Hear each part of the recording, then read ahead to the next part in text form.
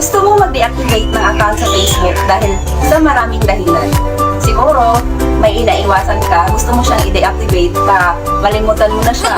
Or meron kang utang na gusto mong pagtaguan kaya gusto mo nang mag-deactivate. Or pwede rin ayaw mo na mag-Facebook dahil ayaw mo na sa buhay ng marami kang inaatupag na account or marami pang kadahilanan. Pero ngayon, hindi mo alam kung paano mag-deactivate ng iyong account. So, huwag kang mag-alala, andito ako tuturuan kita. So, disclaimer, mahangin sa areas. Pero,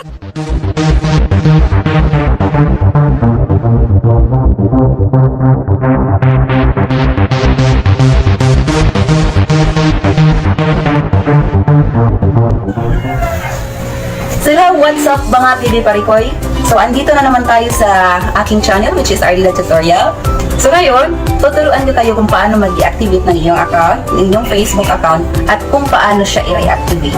So, maraming ang dahilan kung bakit gusto mo na itong i-deactivate. So, paulit-ulit nga, gusto mo nang iwasan yung mga bagay-bagay na ayaw mo nang makita, yung mga utang na yan, or gusto mo lang talaga na wala ka na ng Facebook account, or gusto mo mag-change ng account, change name. So, ito na, tuturuan kita kung paano yun iwala sa mundo ng Facebook. So, bago yan, mag-shoutout muna tayo. So, shoutout to Mr. Fish Vlogs, Team Love Love, Mrs. Fish Vlogs, and Tokyo Ladies. Thank you so much guys sa paglanta sa akong content, especially sa atong mga Bisaya na subscriber din. Thank you good kaayo sa inyong pagtangkilik sa akong vlog, miskin puro kabuangan. So, without further ado, let's start our tutorial kung paano nga ba i-activate and i-deactivate yung account. So, yung pinakauna mong gawin upang start na tayo sa ating tutorial ha, pratika muna. Ikaw muna. Kung bago ka pa lang sa aking channel, please don't forget to subscribe. Meron tayong subscribe button sa baba. Tapos, don't forget to make the kalimbang na lang mga Bibi Parikoys para kung meron tayong bagong tutorial, mas updated po kayo. Mas manonotify kayo kung meron akong mga bagong tutorials. So, start na tayo. Ang haba na ng tsakakaka na to. So, yung una mong gawin is pupunta ka ngayon sa iyong Facebook account. Yan. Punta ka. So, step by step na tutorial to. Tingnan mo to. Puntahan natin yung account ko. Yung isa-sample kong account ngayon is yung account ko sa Facebook, yung Ardila Mindalano. So, ito na. Yun ka na. Nakapunta ka na. So, ang pinakauna mong gawin is puntahan. So, let's continue our tutorial. So, nakapag-login ka na sa iyong account. Tapos, punta ka dun sa pinaka-main account mo. Review ko lang. Ayan, tingnan mo ito. So, ayan. Okay ka na. So, i-click mo yung tatlong underline dyan. Yung parang ganyan. Tatlong underline dyan sa right side. Pagkatapos mong i-click yan, ang susunod is... So, ang susunod mong gawin, inaantay lang kita i-post ako dito.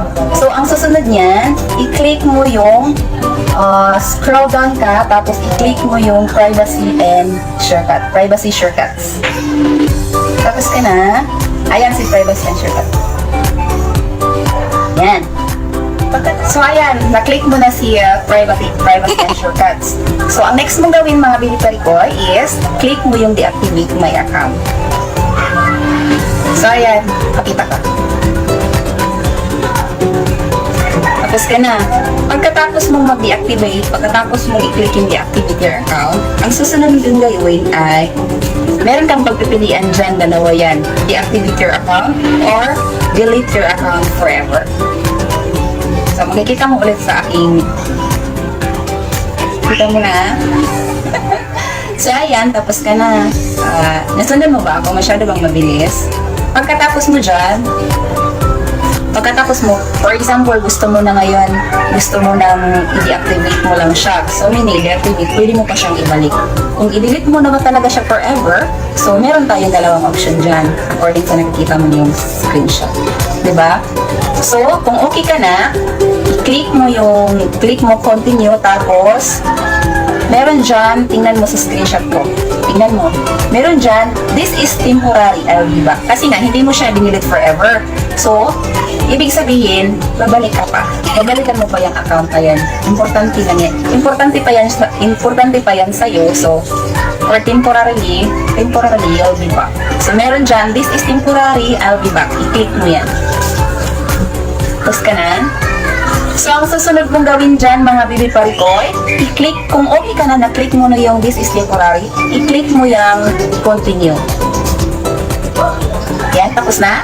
So, pagkatapos mo mag-click ng continue, sa taas, makikita mo yung, meron sa taas dyan, meron kang makikita na account deactivation. Tingnan natin kung ano yan.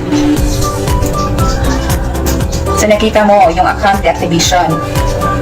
Meron dyang mga number of days. Pag kiniklik mo yan, meron mga number of days dyan. Numbered 1 to 7. So, kung gusto mo yung account mo na mawala lang siya ng 1 day, 2 days, 3 days, up to 7 days, so meron kang option dyan. So, ako, I prefer na yung, kasi meron, minsan, kung kiniklik mo yung 3 days, tapos pagdating ng 3 days, ayaw mo pa siyang i-activate ulit, so, hindi ka pa sure. So, dapat, i-select mo na lang yung nakita mo may number of days, so iselect mo na lang yung select deactivate automatically. Meron dyang select deactivate automatically. Ibig sabihin, anytime na pwede kang babalik yan. So pakita natin yung select deactivate automatically. Pag ako tingnan yung screenshot ko, ano ba yan? Ayan. So nakita mo na. Pag okay ka na doon, i-click mo yung continue. Tapos ka na. So, meron tayong copy dito. Pagkatapos mo dyan, pag nasilik mo na yung continue na yan, meron dyang nakabox, tapos, ayan, pakita ko. Kita mo? Tapos, merong sinasabi dyan na off of receiving future notification. Ibig sabihin yung off of receiving future notification, ibig sabihin, pag chine-check mo yan, ibig sabihin, makikita mo pa yung notification kahit naka-deactivate yung account mo. Pag hindi mo yan pinapakialaman, ayan, hindi ka rin makareceive ng notification. Tama ba? Or vice versa. Pagkatapos, pag okay ka na, kung i-check mo, ay, baliktad pala. Baliktad pala. Pag chinek mo yung off receiving future notification, hindi ka makaka-receive ng mga messages, mga notification while your account is deactivated. Pag hindi mo yan pinakialaman talaga, makaka-receive ka pa rin kahit nang deactivate ka. Pag okay ka na, pag okay ka na, click mo, mag-review ka konti kahit meron ka pang i-review dyan. Pag okay ka na, i-click mo yung deactivate your account. So, pagkatapos, yun, success na. Na-deactivate na yung account mo. Grabe talaga. Hindi na makikita yung account mo. Hindi mo na rin makikita yung account niya kung nag-move on ka. Hindi mo na talaga makita. At yung mga inutangan mo, hindi ka na rin nila makikita. Or kung yung purpose mo talaga is ayaw mo na ng account na yan, or temporarily, so wala na. So ngayon, na-deactivate na yung account mo. Again, yung problema mo naman ngayon is kung paano mo naman i-activate yung account mo. Actually, yung pag-activate mo sa account mo na deactivate, madali lang talaga yan. So, para ka lang kumakain ng instant noodles. So, tuturuan kita. Pero, tatanungin muna kita, bakit mo na naman i-activate ulit yung account na na-deactivate mo? So, ayun na naman. Gusto mo naman siyang makita. Gusto mo naman ba? O, kung nakabayad ka na ng utang mo, ayun, pwede mo na i-activate kasi wala nang mag-message sa'yo, wala nang magpo-post sa'yo dyan, wala nang magre-red tag sa'yo. So, gusto mo na ulit yung account na yan. So, tuturuan naman kita ngayon kung paano mo naman yan i-activate. Ang dali lang. Ang gagawin mo, open mo ulit yung account mo. Ayan, sample yung account ko. I-open ko naman siya ulit. Ayan, tingnan mo. Ayan, huwag mo pang tingnan. Tingnan mo itong screenshot na. So, ayan, yung gawin mo lang dyan, madali lang talaga. I-enter mo lang yung email mo, tapos yung password mo. Mabilis ba?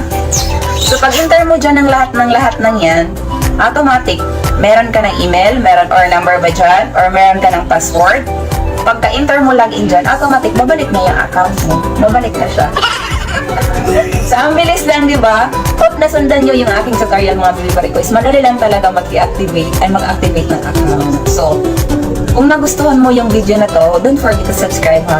So, ito na lang talaga. So, dito lang magtatapos ang aking tutorial.